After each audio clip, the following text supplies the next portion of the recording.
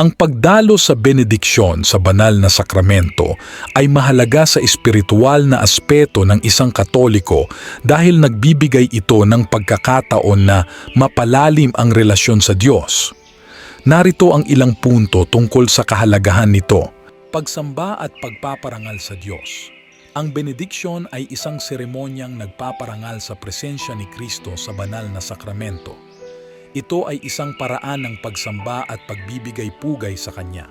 Pagkakaroon ng panahon para sa tahimik na panalangin, ang pagdalo sa benediction ay nagbibigay ng pagkakataon para sa tahimik na panalangin at pagmumuni-muni na mahalaga para sa personal na paglago sa pananampalataya.